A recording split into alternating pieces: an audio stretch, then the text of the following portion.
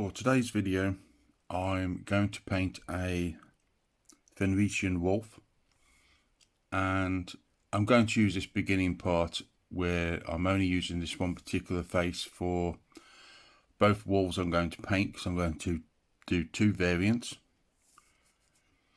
And I'm using this particular face because I think it's the best face to use for the beginning of the videos. So I've started off with using Bugman Glow, and this is to be applied into the inside of the mouth and the gums. For the next coat, for the gums and also for the tongue and the inside of the jaw area, I've used Keslev flesh, and after the Keslev flesh is finished, I've done a 50-50 mix of the Keslev flesh and Upshapti bone just to pick out the final highlights. For teeth, initially Upshapti bone was applied onto all the teeth, and then a fine glaze of Seraphim Sapir was applied approximately 2/3 up the tooth. And lastly, a little bit of Agrax Earthshade was applied at the very bottom of the tooth, right next to where the gums are, just to show how the teeth have yellowed and they get quite dirty. Now, Abaddon Black has been applied to the paws and the claws and also the nose, and I've gone a little bit high onto the top part of the nose, because dogs often use their nose to try and move objects and to burrow into things, so it ends up taking some of the fur off the topper part of the nose. For the paws and the claws, I've now added Corvus Black, which is a slightly lighter black, so it helps to bring out the detail just slightly.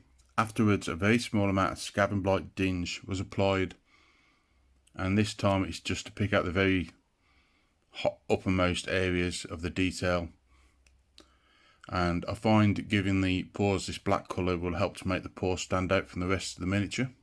I've initially painted the fur with Corax White, and you can also see here I've used a fine detail brush to apply a little bit of that Corax White over the sides of the nose, and this is to help show how there's bits of fur, as it gives you that blend between the fur itself and the actual nose area. And after it's dry, I've applied white scar by using the side of my brush to pick out the highlights, and this therefore is going to give you those two separate tones of white into the fur areas. For the muzzle of the black wolf, I've used some Seraphim Sapir, and I've only covered the muzzle area alone. And you can also see from this picture that I did some separate strands of the white scar on the face, just to try and pick out some extra detail in those areas which are otherwise quite flat, and this helps to give that illusion that there's a bit of fur there. And I've watered down Mechanica Standard Grey with Lamia Medium, and I've applied it into the area for the upper sides of the wolf. You'll be able to see shortly.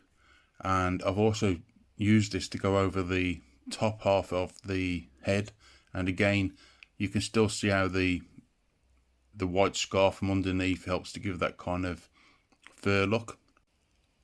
And now for the dark fur, we want to use Null Oil and apply it over the areas where we had the Mechanica Standard Grey, but we want to leave a fine line of the Mechanica Standard Grey there, so there's a blend between the white to the grey and then to the black. And once it's dry, you may want a second coat of the Null Oil. Next, for the eyes, because the eyes are going to be white, and obviously the fur around the eyes is white as well, so you'll want to start off with using Null Oil around the outskirts of the eye, and that therefore helps to break up the eye from the fur area.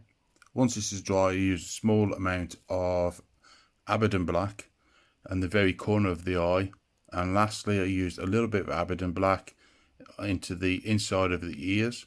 But remember, when you're painting the ears, to give a little bit of a jagged edge to it. You don't want a smooth line because they're obviously going to have fur inside of there. If you like the video, remember to subscribe, click the notification bell, and also share the video with your friends.